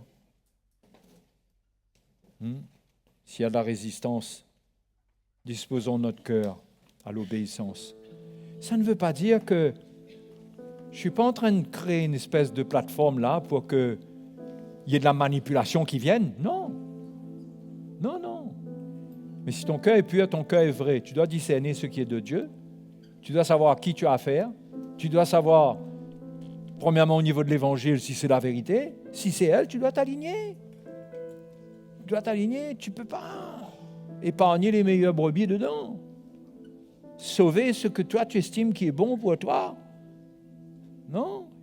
Il faut tout faire mourir dans l'Évangile. Tout dévouer par interdit. Amen. Et le Seigneur est bon. Le Seigneur pardonne. Le Seigneur est avec nous. Alléluia. Hein? On en a parlé le premier soir. Vous étiez là le premier soir? Hein? Comment Dieu est avec nous. Dieu nous aime. Dieu a un plan parfait. Dieu a un cœur pour nous. Mais ces deux points-là, si vous ne les considérez pas, ça va passer comme ça à côté de votre nez. C'est dommage, hein? Dommage, hein? Mais l'orgueil perd un homme. L'orgueil. Parce que le point central de ça, c'est l'orgueil. Mais brise ton cœur devant le Seigneur. Hein? Il va te relever, il va mettre la paix en toi, mais tu vas devenir bien. Où est ton zèle? Pourquoi le zèle n'est plus là? Pourquoi? Qu'est-ce qui a enlevé ça? Il n'y a pas un autre zèle qui est venu se mélanger à ça? Une espèce de zèle charnel? Il n'y a pas un truc qui s'est mélangé là-dedans? On va retrouver notre premier amour, notre zèle pour le Seigneur, un zèle pur. Mais il faut rejeter. Je ne dis pas là, il faut remonter dans le passé, je ne sais pas où. Mais si l'état de cœur, Dieu te parle, tu comprends que ta vie là, effectivement, tu as été dans un parcours qui n'était pas sain, qui n'était pas bon. Brise ton cœur devant le Seigneur. Il va te relever. Il est fidèle. On a vu ça. Il ne veut pas la perte d'aucun homme. Je ne veux pas la mort de celui qui pêche. La mort du pécheur, je ne veux pas. Le Seigneur, il dit, convertissez-vous et vous vivrez. Hein? Ce soir, dans un sens, il faut se convertir, il faut convertir nos pensées. Changer notre pensée de direction. Changer notre cœur de direction. Et de dire, j'ai assez de résister. Qu'est-ce que ça t'apporte de résister? Tu es heureux? Quelqu'un qui résiste, il est heureux? Ça, c'est pas vrai, ça. Quelqu'un qui résiste, il est bien malheureux.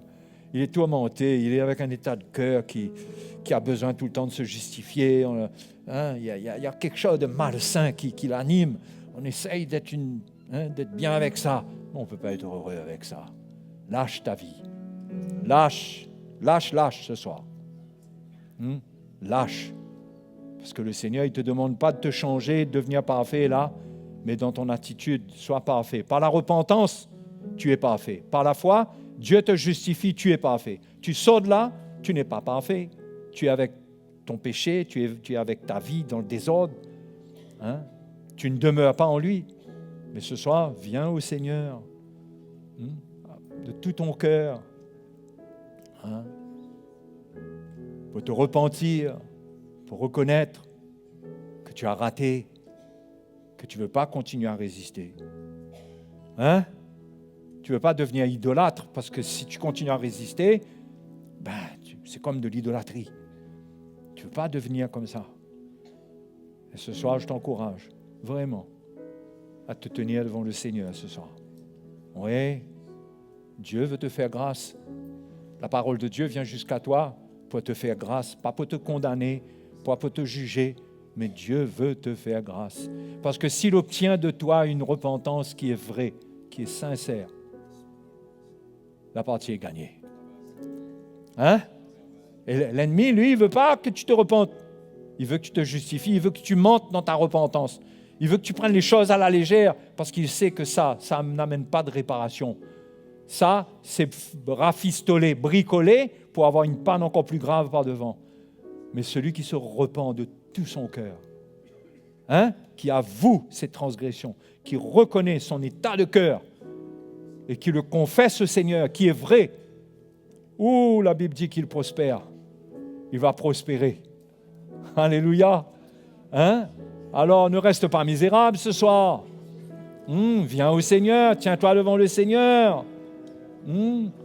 Vois la porte que l'Évangile ouvre ce soir. Mes amis, sur Internet, vous aussi, considérez la porte que le Seigneur ouvre pour vous. Pour nous tous, en tout lieu, en quelque lieu qu'on soit, pour qu'on vienne au Seigneur, vrai. On en a assez d'avoir caché des choses, se justifier, expliquer, mentir et vouloir faire croire, laisser croire que Dieu, là, il n'est pas au courant, il ne sait pas trop. Non, il sait bien, et ça a des conséquences dans l'état de notre cœur que nous transportons. Humilions-nous ce soir. Humilions-nous. Il est fidèle, celui qui est fidèle se tient à côté de toi. Alléluia. Merci Seigneur. Alléluia. Jésus, merveilleux Jésus. Les genoux devant toi, je veux que tu règnes sur moi. Je dépends de ma vie et mes droits. Jésus, sois mon maître et mon roi. Je ne veux pas cacher mon péché. Je ne veux pas tromper ta bonté. Je n'ai qu'un seul désir, qu'un seul souhait, celui de te servir, t'adorer. J'abandonne. Alléluia, chantons-le vraiment. Entre tes mains,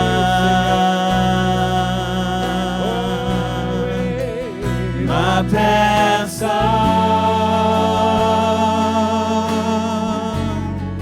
je ne suis rien,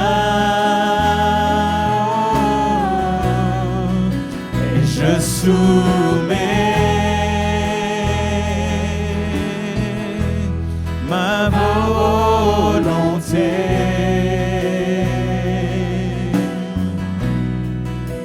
à ta divine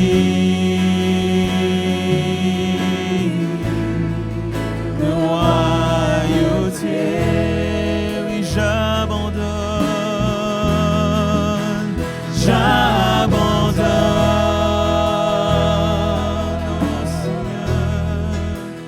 oh Seigneur, entre tes mains,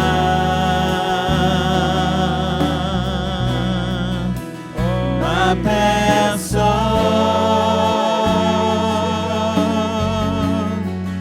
je ne suis rien, et je soumets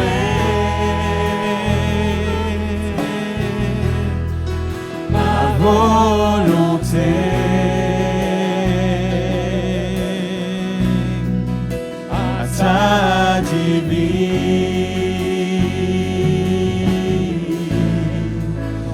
royauté. Alléluia. Oh, merci Seigneur. Sois béni Seigneur. Sois béni. Sois béni. Jésus, nous te louons.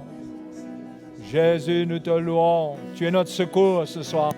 Tu es le secours de tes enfants. Tu es le secours de tes serviteurs, de tes servantes. Tu es le secours de ceux qui te cherchent, ceux qui crient vers toi. Tu les entends dans leur détresse, dans leur désir de te plaire. Prisonnier du péché, mais tu es celui qui a tout vaincu. Tu peux rendre libre ce soir. Seigneur, merci. Merci pour ta grâce qui vient sur la vie de tes enfants. Merci, Seigneur. Alléluia, merci, Seigneur. Je prie, Seigneur, pour tous ces frères et sœurs qui viennent devant toi, qui s'approchent de toi, qui renoncent à l'hypocrisie, à la duplicité, qui renoncent à porter un masque, qui veulent avoir une vie de communion, de transparence avec toi, qui veulent abandonner leur vie entre tes mains et ne pas continuer à la retenir pour une raison quelconque, qui veulent abandonner toute justification charnelle, tout ce qui vient de l'homme, de la pensée de l'homme. Seigneur, ils renoncent à cela.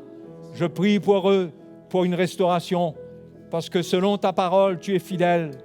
Lorsqu'il y a de la repentance, lorsque cela est vrai, tu donnes la vie. Tu ramènes la paix, tu guéris, tu restaures. Et je prie pour chacun d'eux, que ta main soit sur eux, que ta main puissante les touche, que ce soir, ils sachent que tu es avec eux, que tu es pour eux, que tu leur pardonnes leurs péchés, leur iniquité, ou quel que soit ce qui s'est passé, leur état de cœur, que tu pardonnes, que tu ne veux pas contester cela, tu ne veux amener aucune contestation en Jésus-Christ, il n'y a plus de contestation de ta part, mais tu veux marcher avec eux, tu veux faire connaître ton amour, tu veux leur faire connaître ta paix. Je prie pour eux, dans le nom de Jésus, que ta main s'étende, que tu les équipes, Seigneur, que tu les équipes pour te servir, que l'Esprit de l'Évangile prenne leur cœur, qu'ils comprennent comment te servir, comment marcher avec toi, parce que tu prépares de grandes choses pour eux, pour chacun d'eux. Tu prépares de grandes choses, Seigneur. Il n'y a pas de petits plans de ta part. Tout ce que tu prépares est tellement merveilleux et parfait. Seigneur, saisis l'esprit, le cœur et la main de tes enfants qui viennent devant toi. Saisis leur cœur, Seigneur, que l'Évangile devienne une autre réalité, que l'Évangile devienne une force dans leur cœur, que cette parole s'investit dans leur cœur. Au nom de Jésus, je prie pour eux. Merci, Seigneur, de les visiter. Merci, Seigneur, de toucher leur cœur. Merci de les rassurer, que le sentiment de paix, de justice gagne leur cœur. Je prie, Père Céleste, je prie au nom de Jésus pour chacun d'eux. Oui, Seigneur, touche-les. Touche-les, Seigneur, touche-les. Et qu'ils sortent de ce lieu ce soir en paix. En paix, sachant que tu pardonnes, sachant que tu vois leur cœur et que tu ne retiens rien, que tu ne regardes plus au passé, mais tu regardes aujourd'hui, tu les regardes comme tes enfants, comme ta justice en Jésus-Christ. Seigneur, merci de toucher leur cœur. Merci de toucher leur vie. Chacun d'eux, Seigneur. Chacun d'eux, recevez du Seigneur ce soir. Recevez dans votre cœur par la foi en lui. Recevez dans votre cœur la paix, la lumière, quelque chose qui vous amènera plus loin. Quelque chose qui sera une force de grâce, une puissance qui vous animera dans votre cœur, une plus grande lumière, une plus grande sensibilité de cœur pour répondre au Seigneur et pour s'éloigner du mal. Oh, merci Seigneur. Merci pour ta grâce. Merci pour ta grâce sur la vie de tous les frères et sœurs. Merci pour ta grâce sur leur vie. Merci Seigneur. Touche leur vie. Touche leur vie ce soir. Touche leur vie. Touche leur vie. Je prie au nom de Jésus. Au nom de Jésus. Merci Seigneur. Merci Seigneur. Merci Seigneur. Oh, recevez la paix du Seigneur ce soir. Soyez en communion avec Jésus. Laissez la lumière s'infiltrer dans votre esprit. N'acceptez pas les doutes, n'acceptez pas que les raisonnements, n'acceptez pas des questions. N'acceptez pas un questionnement qui vient de votre chair. Mais vivez avec la parole de Dieu, avec l'amour de Dieu, avec la justification en Jésus-Christ. Ne regardez pas en arrière. Ne laissez pas votre passé vous transformer en statue de sel. Ne laissez pas les choses vous figer. Ne regardez pas derrière vous et que vous allez être comme figé, vous ne pourrez plus avancer. Mais regardez devant. Le Seigneur vous libère. Le Seigneur vous libère ce soir. Au nom de Jésus, il le fait. Il est fidèle, je le crois, et on prie pour cela. Il est fidèle, il est fidèle. Croyez, célébrez le Seigneur, remerciez-le. Remerciez-le, remerciez-le pour sa bonté. Remerciez-le, remerciez-le. Et que Dieu vous remplisse de son esprit. Que le Seigneur vous remplisse de son esprit. Que le Seigneur vous rafraîchisse. Alléluia, merci Seigneur. Tu as vu leur cœur, Seigneur. Tu as vu les cœurs qui se sont présentés devant toi ce soir. Parce que tu es sensible au cœur de l'homme. Tu as vu leur cœur. Merci qu'ils vont savoir que tu as répondu. Ils vont le savoir, Seigneur. Au nom de Jésus, je te remercie. Seigneur, merci. Tu es bon, Seigneur. Tu es bon. Alléluia. Alléluia. C'est entre vous et le Seigneur, la repentance. S'approcher du Seigneur, mettre les choses claires, venir dans la lumière et rester là-dessus ce soir, sur cette repentance. Ne retournez pas, n'allez pas refouiller dans les poubelles, n'allez pas regarder encore, mais soyez libérés ce soir. Alléluia. Jésus est fidèle, non? Il est bon. Il est bon, il est merveilleux. Alléluia. Allez à votre place, soyez bénis.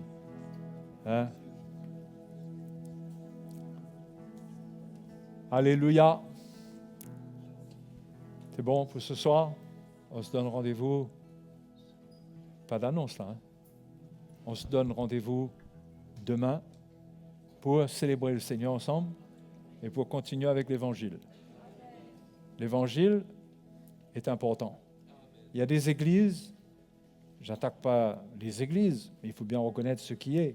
Malheureusement, il n'y a pas le message de la repentance. Il n'y a pas le message qui pointe vers le cœur.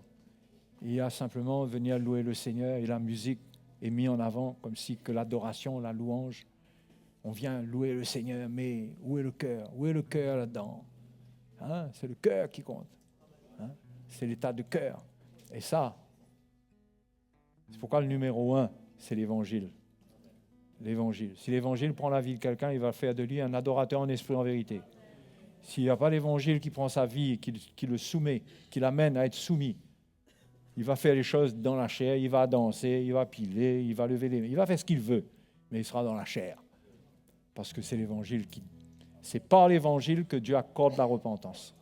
Vous voyez comment l'Évangile est important, qu'il faut prier pour qu'il soit toujours prêché, de manière à garder le cœur du chrétien près du cœur de Dieu. Si vous savez, si on arrête de prêcher l'Évangile, le cœur s'éloigne. Le cœur s'éloigne. Mais heureusement que l'Évangile est là pour nous ramener, nous corriger. OK? Donc, demain, venez. On vient ici, on ne se laisse pas distraire. On vient célébrer le Seigneur. On vient écouter l'Évangile parce qu'on aime Jésus et on veut retrouver et on veut avoir un amour qui est vrai pour lui. On ne veut pas d'ombre. On ne veut pas de choses qui ne sont pas claires. On veut ressentir que c'est propre, c'est vrai. Je ne suis pas parfait, mais mon cœur est vrai. Je suis prêt à me repentir. Je ne suis pas parfait, mais je dois être prêt à me repentir. Et le Seigneur fait le reste. Amen. Alléluia. OK. Que le Seigneur vous bénisse ce soir. Ceux qui font la route loin, soyez prudents. Attention, vous partagez trop votre cœur en chemin et vous ne regardez pas la route. À demain. Merveilleux est notre Dieu.